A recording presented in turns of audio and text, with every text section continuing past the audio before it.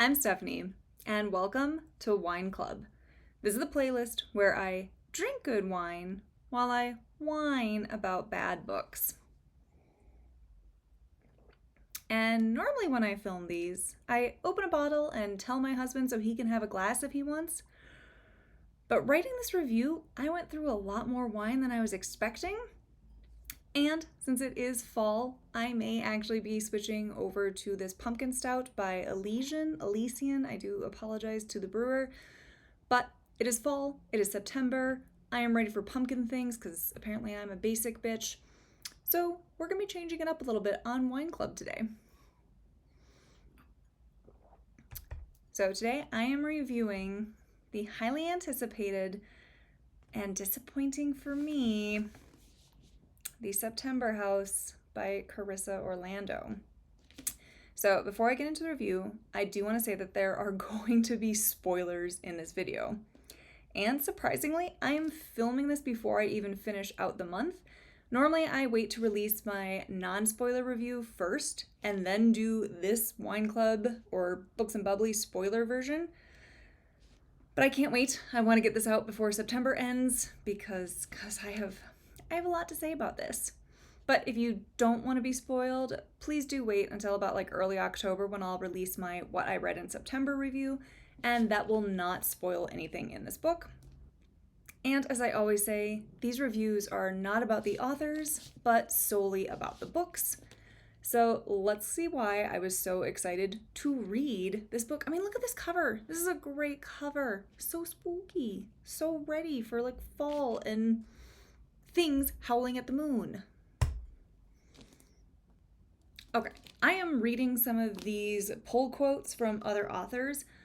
I love Simone St. James. She is an auto-buy author for me, and I'm just wondering why she is kissing Orlando's ass with this back cover blurb.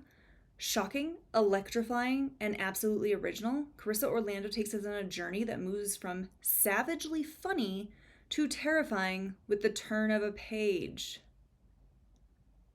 Is it supposed to be funny? Oh, let's get into it.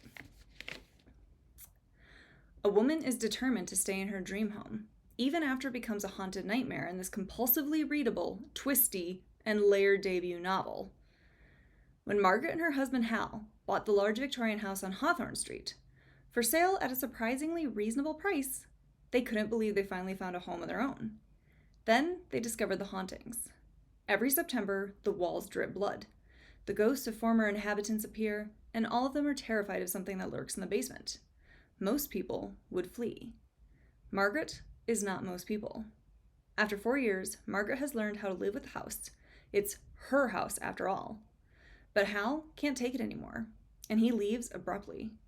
Now he's not returning calls, and their daughter, Catherine, who knows nothing about the hauntings, arrives, intent on looking for her missing father. To make things worse, September has just begun, and with every attempt Margaret and Catherine make to find Hal, the hauntings grow more harrowing, because there are some secrets the house needs to keep. I also saw that this is a nominee for the best horror on Goodreads. I've seen movie trailers that have more horror in 30 seconds than this entire book. Though I will say the ending has a ton of body horror in it, holy moly. I think Orlando was watching Stranger Things right before she wrote the finale for this book, but don't worry, we'll get there. Oh, will we get there? So this book, this put me on the struggle bus. If I like a book, I will find every little way with which to pick it up throughout the day, abandon my household chores just to finish a book. I will put off sleeping to finish a book. Reading this, I kept finding excuses not to pick it up. Maybe I should go to bed early tonight. Surely there's some new YouTube video I could watch instead. Suppose I could put on an episode of Frasier that I've seen 9 million times and know every word to. I mean, I had no desire to pick this back up. But I hate myself, and I am not a quitter. So I kept reading until I started skimming. Again, this cover is absolutely gorgeous, and the book blurb promised scary ghosts, a house where the walls bleed, and a mystery to solve. We're trying to find Hal. but sweet Satan, this is boring and repetitive. I swear, there are so many pages that are just filler or repeats of scenes that we'd already seen before. It really felt like the first 75% was simply Margaret wakes up, tired from the ghost screaming all night. Frederica, the friendly ghost, makes her a cup of tea and brings her toast. Margaret sits in her art studio debating if she wants to paint. Nope, back downstairs for some more tea and time to point out that the other ghosts are pointing to the basement door. She thinks about her husband, she thinks about her daughter, has more tea, Frederica makes her dinner, more tea, and off to bed. And repeat, and repeat, and repeat, and repeat. The pacing in this is freakishly slow. I was sure I was going to be a ghost haunting this house every September by the time I finished it. I don't think this really had my interest until about page 125, when her daughter basically has to arrive to kickstart the plot and get Margaret out of the house. But it seems that the ghosts have followed her out of the house, which neat. I loved that. But nothing comes of it. It's never explained. It was honestly so creepy. Like at home, the ghosts are always saying, "He's down there," as they point to the basement. They seem to mean the malevolent spirit that takes up residence in the basement and seems to be what either trapped the other ghosts here or potentially killed them and kept them here as well. So while Margaret is out and about, people start turning towards her, stare her down like a pod person, and tell her he's down there. I absolutely loved this. But again, it's not resolved or explained. We gotta get Margaret home so her ghost housekeeper can make her some more damn tea. So like I said, the book really gets into gear when Margaret's daughter Catherine comes for a visit as she can't get a hold of her father, Hal. Margaret is not exactly enthused that Catherine is coming and doesn't really give a hoot about what happened to Hal or where he might be. I've got a few thoughts here. Catherine is very annoying. I'm just going to say that right up front. She is Veruca Salt, but in the body of a 30-year-old woman. She literally stomps her foot and basically has steam blowing out of her ears when she doesn't get what she wants. She's combative, antagonistic, and just an overgrown tantruming child. But I can understand her arrested development. This haunted house story is a symbol of something else. This book is really about DV and how Margaret learns to survive her husband's wrath, and I get that. It kind of read like Orlando wanted to make it some big twist, but like it was telegraphed so early and it's so obvious that it's not that much of a twist. But when Catherine was a teen, she was exposed to her dad's bad behaviors, and Margaret refused to let him do anything to her. So Margaret sent Catherine to live with her aunt, Margaret's sister, Noelle. It is understandable why Catherine is the way she is. She knows who her dad is and seems to worry that she may be just like him, unable to control her rage and will lash out at others. And she has pretty complicated feelings about her relationship with her parents and the relationship between her parents. I can't even imagine. But she's still annoying. And it kind of makes it hard for the plot to happen the way it does in the book. Like, Hal has apparently just fallen off the map and won't return Catherine's calls. She wants to find him, even when Margaret explains that he just walked away and took out a bunch of cash from their bank account. But Catherine is determined to find him. But why? Catherine knows her dad is a piece of work, a piece of trash, and a general skid mark of a human being, but she is adamant about finding him, and then is up her mom's beeswax asking if she'll take Hal back, and then yells at Margaret for answering her question. She seems to hate her parents, but simply must find her father. Honestly, I would have liked it had Catherine wanted to find him just so she could murder him herself.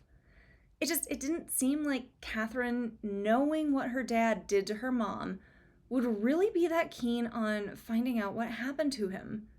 Wouldn't she be more likely to just say, like, honest, again, using the Willy Wonka thing, where he's like, "Oh no, come back," "Oh, he's gone, oh well." It really feels like it's there because we need some reason for Catherine to come visit, some mystery to solve, and some way for Margaret to weave in their backstory and explain his misdeeds. there had to be better ways, surely. So Hal sucks for obvious reasons. Catherine is annoying, and Margaret is just such a non-entity in her own story. Her scenes are very flat and boring. She's just extremely detached from everything. And again, this is so slow and repetitive. One thing that bugged me to no end about Margaret is that she calls the ghosts pranksters. Like, it really started to jump out near the end. They're ghosts. They're ghost kids. Like, that's more scary. I'm not scared of pranksters. Like, that makes me just think like Loki is hiding in her closet. Plus, these ghost kids have missing limbs. Their intestines are hanging out of their stomachs. And even the adult ghosts that have been like burned to death or took an axe to the head are walking around, and she calls them pranksters.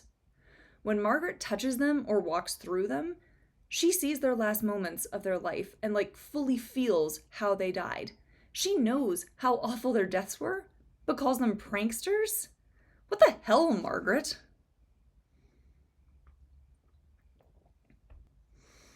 It just sucks because at times we'd get little snippets of cool scenes, like when people were acting like ghosts when Margaret was out of the house, or as she's trying to figure out who the ghosts were in real life and why they are stuck here. We started to try and solve the mystery of the hauntings, but it basically gets abandoned for more tea time and Margaret drugging her daughter. No, go back to the good stuff. At times, it felt like this book was doing too much. Like, listen to Ron Swanson. Don't half-ass two things, whole-ass one thing. This book wanted to talk about surviving DV. It wanted to be a book about an evil spirit haunting a house. It wanted to be a mystery about a missing person. Spoiler, Hal isn't missing. He's been home the entire time and he's dead in the basement. There's also this whole subplot of like a priest coming over to bless the house just to find out that he died a week after visiting the house and was basically senile and telling all sorts of people that their homes were haunted. And there's just stop trying to do too much. Now, I will say I do appreciate what the book was going for with its themes and parallels to real life horrors that people do suffer. But again, there's just too much going on. And there are some instances of dark humor, but then there's just outright Hallmark levels of cheese. I will say I did chuckle a few times while reading this. I don't agree with Simone St. James and said that it is savagely funny, or I guess we just have very different senses of humor. But on that front, that also made it feel like there was some whiplash with the tone of this. And speaking of whiplash, oh boy, do we have to talk about the ending. The ending is a wild ride. And it's mostly wild because it is such a departure from what the book had been up until this point. So I already kind of gave it away at the beginning, but I'm pretty sure Orlando watched season 4 of Stranger Things and copied some scenes into her book. So the ending arrives with the police coming to check the house as they got a tip that Hal actually went home after his whole "I'm leaving you, Margaret" thing that he pulled. So Hal is found in the basement, and Margaret tells them about the ghosts, and of course the police think that she's mentally ill, and they're going to arrest her for Hal's murder. For like 30 pages, they talk it over and tell her that what she's seeing isn't real, the house isn't haunted, her dad also saw things and had paranoid thoughts about the government watching him, and that must be what's happening to Margaret. Margaret admits that yes, that is reasonable, and yes, she must just be losing her mind. She must have killed her husband, and for some reason just doesn't remember it. They've got her cuffed and are walking her out of the house, and then the house doesn't want her to leave. The ghosts descend, and it's not funny, but it is. They start attacking the police officers. And then the Stranger Things homage comes into play as their bodies start like bending and snapping in horrific ways. I mean, this was some legit like body horror, but it was also way too late in the story. I was not glued to the edge of my seat for this. I was kind of laughing because again, this was such a departure from what the book had been. And we literally just met these cops in the same chapter. I don't care about them. Like, it's horrific what's happening to them, but they're nobodies in this story. It's harder to feel anything, and it's especially hard to feel anything when Margaret makes a joke about stepping around their broken bodies, basically like they're crumpled up used tissues on the floor. How am I supposed to take this seriously?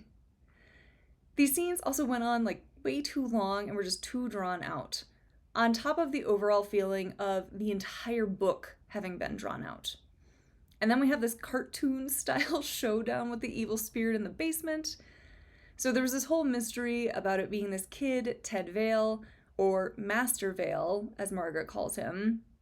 He really hated his family who lived in this house originally, and apparently just loved being a serial killer, and that's why all the ghosts are trapped in the house, because he either took their lives or coerced someone else to. So Master Vale kidnaps Catherine, and Margaret will not stand for it. She goes after him and saves her daughter and tells him to leave the house. And then all the other ghosts come and attack him as well and basically tell him to get out, get out, get out. Seriously, if you take a shot every time they say get out, you'll die within 5 pages and become a ghost that also has to live in this house. So cheers. It really felt silly. And it's basically like, and the day was saved because of the power of friendship and motherhood.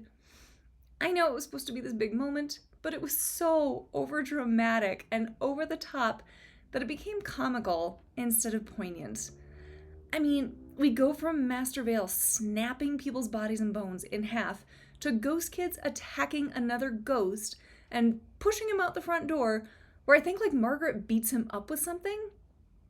Ma'am, he's a ghost. Which, actually, there are so many instances of these ghosts being both corporeal and non-corporeal at the same time that just the rules of logic don't apply here. I can buy ghosts shoving objects or messing with electricity, but these ghosts are constantly carrying stuff around the house, making dinner, but also Margaret can walk through them. Whatever. The ending was just so different from about 90% of the book that I didn't know what was going on. It really felt like a different ending for a different book was just like thrown into this one, and like they did a find and replace names, because it didn't make, I don't know. It was just so weird. And then after the dramatic showdown, the ghosts are running free in the yard, and oh ho ho, they're free, but also not, because you're dead and you won't ever feel the sun or be with your family ever again. It's all laughs and smiles as Catherine and Margaret joke about everything that had just happened. There are crumpled up corpses in the house, but they're just sitting on the porch having a good laugh. Hilarious. The tonal whiplash is strong in this one. Now, I do think Orlando has promise.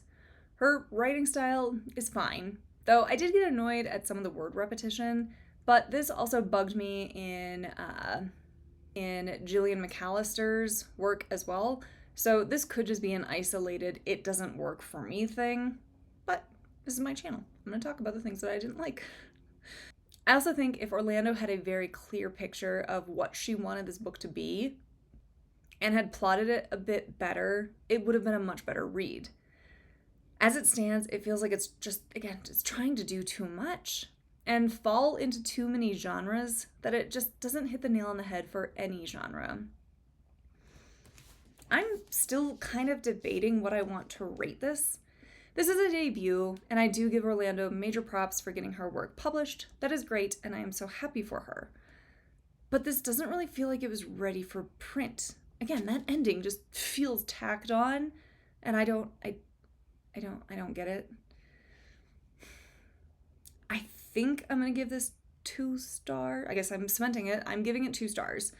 I understand the intent behind this, and I do think it was a good lens with which to look at how Margaret endures and ultimately puts a stop to her abuse. But for the most part, this was not a good read. This was a challenge, and on the one hand, I do wish I had just DNF'd this. On the other, that ending is unintentionally hilarious and almost in the it's so bad it's good category, and that I'm glad that I got to see with my own eyes. They were rolling into the back of my head, at the absurdity of it all, but it was something to behold, and I'm glad I stuck to it. This book is said to be twisty, but are the twists in the room with us? Because I don't think they are. Ugh. Beautiful cover. Great premise. Great setup. Just horrendous execution. I'm sorry. Now I'm still thinking about it. I kind of want to see what other people had to say. Grady Hendrix is quoted. What'd you say? Eerie, darkly funny, and emotionally grounded book about the ghosts that haunt houses and marriages. The second half of that is correct. Oh, Rachel Harrison. A rich and wholly satisfying haunted house novel.